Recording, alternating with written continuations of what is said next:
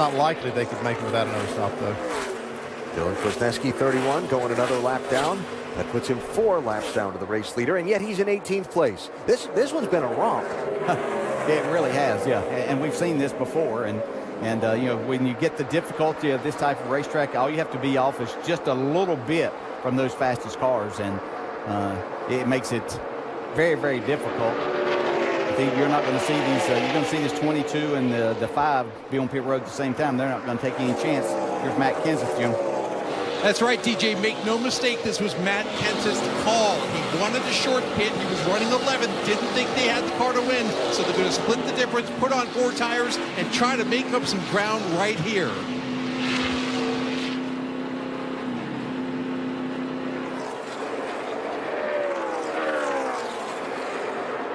So we'll see how this plays out with Kenseth. Watch him trying to get to pit road. Still there. Clear. All right, bud, right here at the line. Coming to you guys. Pit road speed there.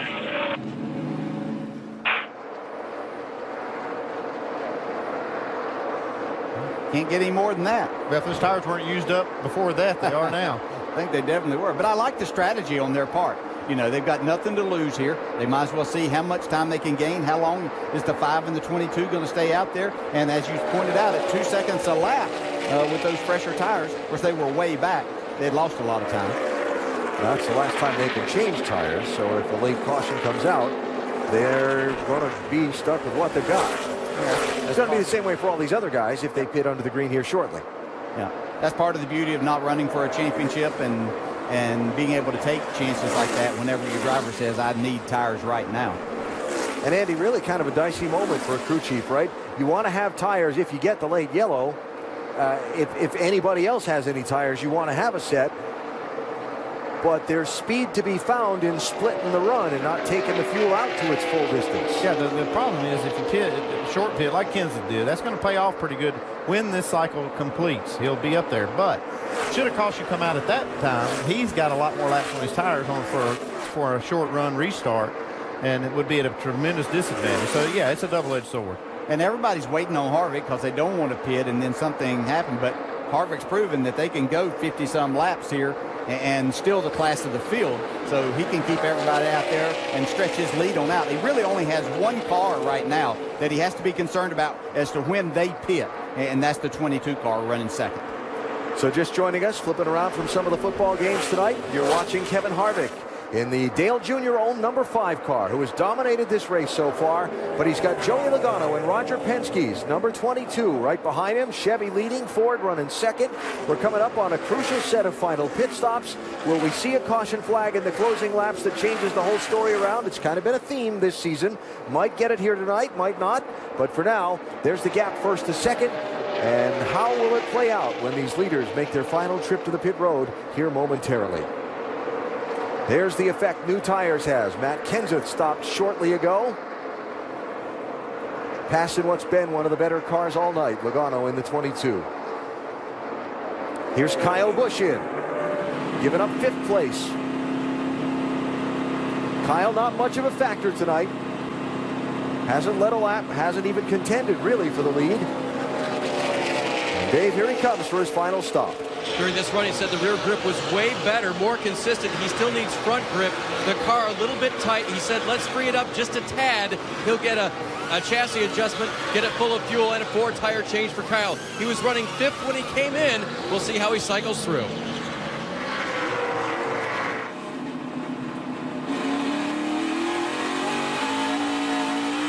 Kyle back out to try and see what kind of time he can make on fresher tires while the leader Kevin Harvick continues to put laps on. There's Georgia's David Reagan having a solid night. He's on pit road here, Jamie. Yes, he has family and a lot of friends here cheering for him. It's good to see him back in the Nationwide Series running part-time here. Work on the right side of the car. It's been good tonight. He's been a little bit free, but nothing that he's been too concerned about. They'll work on the left side. Meanwhile, the 3 of Ty Dillon also making his way down pit road as they continue service there. It was a splash and go for the 3 of Ty Dillon, so we're seeing some different strategy. Dave? Kyle Larson is on pit road. He was running 4th during this run. Crew Chief Scott Zipadelli promised the biggest swing of all tonight. The car's still loose. Kyle looking for a little bit more stability for himself in this race car. So they go to the chassis, they'll go to the air pressure adjustment and see what they can do for Kyle on this final run. The 11 of Elliott Sadler, he just took right sides only in 3 seconds of fuel there for Elliott Sadler. The 5 of Kevin Harvick will be coming next time. Here's Kevin on the lowdown. So the race leader in. Joey Logano will follow him down the pit lane, first and second, stopping here for what will be their final trips.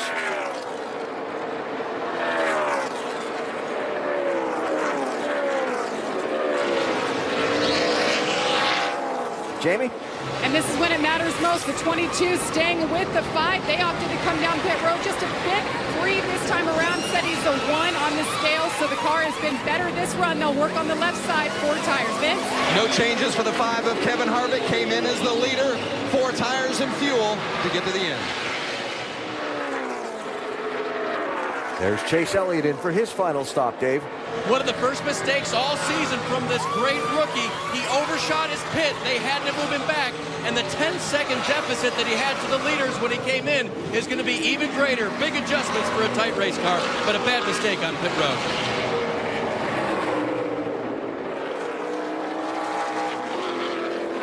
Those worn-out tires can affect you not just on the racetrack. Overshot just a little bit, but he recovered nice. And you can see there's a different color with that pit stall right there in the concrete that they have there versus what the others are. And so that could have contributed to that just a little bit too. That's actually asphalt there, where the others are concrete. So we'll see what the gap is back to Chase Elliott now. But the gap from Kevin Harvick to Joey Logano is pretty consistent with what it was before the stops.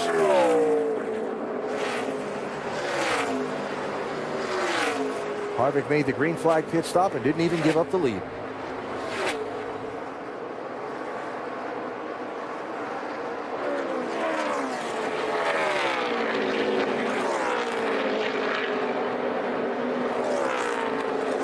Great job by Logano's team. Gave it all they had. Well, they sure did. That's a great stop.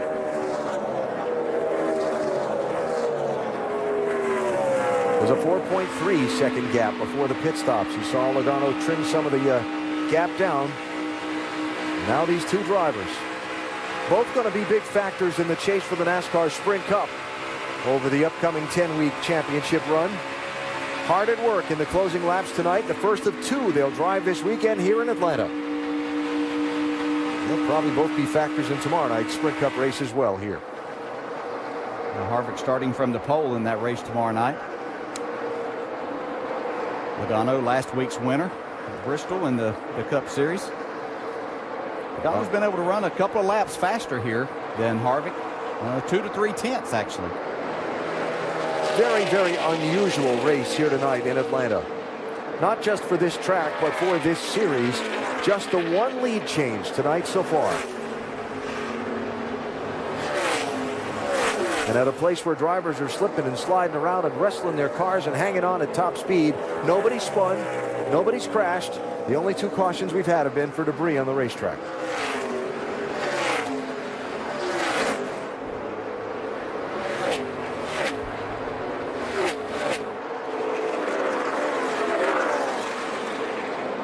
Logano chipping into that lead just a little bit. Dave mentioned that the deficit Chase Elliott had before the pit stop was 10 seconds. Now it's all the way back 16 seconds. And 3 more spots. He's 6th. He was only 3rd. Yeah, and where he had opened his points lead up a little bit over Regan Smith, Regan is now 5th spot in front of him.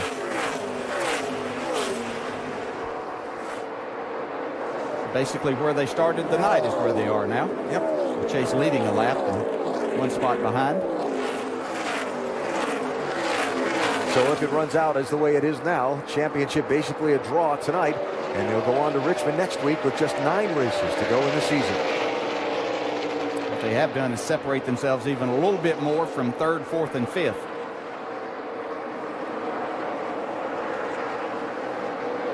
Second and a half from Harvick to Logano, whereas Logano had eaten into the gap for a few laps prior. This last lap by Harvick moved out and opened the gap up a little bit. It's kind of what we've seen most of the night with Harvick's car. It's not the fastest for the first 3 or 4 laps, able to maintain throughout the night, but as the tire pressures build up, then he's certainly been the man to beat, and nobody's been up to the challenge yet. Kyle Busch, Kyle Larson, 42-54. Reverse the numbers, actually. Busch in the 54. Racing for a spot. Here comes Chase Elliott on Regan Smith to try and go from the draw to gaining a little ground in the championship.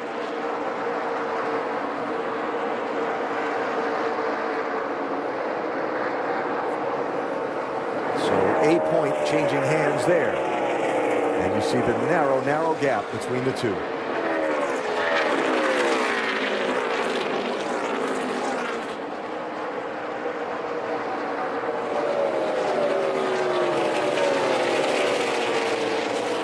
Kevin Harvick, winner of Richmond in April, Kentucky in June, 2 wins in his last 5 starts in the NASCAR Nationwide Series.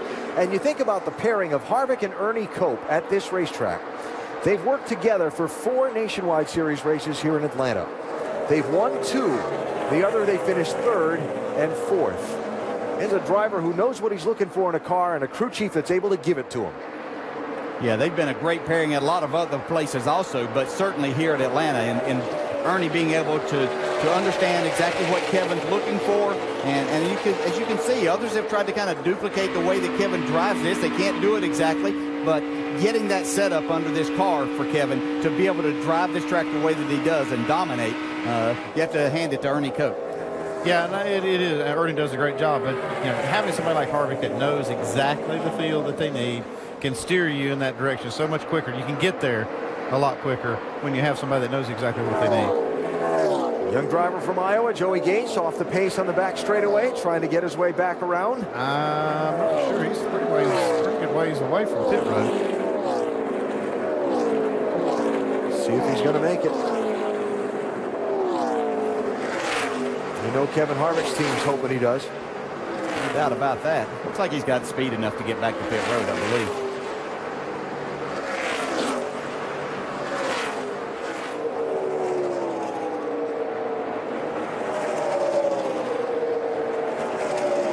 Make it. I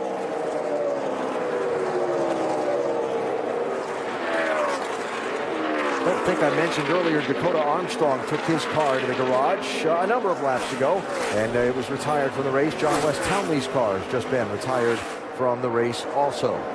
So now inside of 5 laps to go for Kevin Harvick. Decent gap back to Joey Logano. When you look ahead at tomorrow night's NASCAR Sprint Cup Series race, Kevin talks about Atlanta as always one of his favorite places to race, and that confidence has got to mean a lot when you roll in and you just love it and you know how to get it done there. When you come here and win your first Cup race at a difficult racetrack like this, I think you fall in love with it, and he had a feeling, and this racetrack it's kind of been the same for a lot of years. It may be lose a little bit more grip, but Kevin found something early on that worked, and it's nice when you do that as a driver, and it certainly has paid off for him in both series. What do you think of Harvick's chances for the NASCAR Sprint Cup Series championship? I think they're outstanding. Good. Yeah, really good. He's got 2 wins that had put him behind the drivers that have 3 wins, and there's 4 of those right now. But would surprise no one if Harvick picked up that 3rd win of the season here tomorrow night. And if you talk to Kevin, one thing that he's been really excited about is even on days that they haven't been the very best and been able to go to victory lane, they've been very competitive and they've been solid as a race team. And he knows that's what they're going to have to be for those 10 races to have a chance at winning the championship.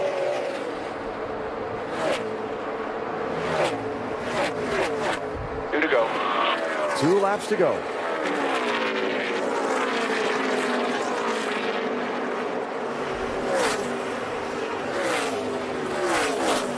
Kevin Harvick and Kyle Busch combined have led 74% of all the laps here in Atlanta since 2007. And Kevin Harvick tonight is going to lead about 75% of the laps in this one all by himself.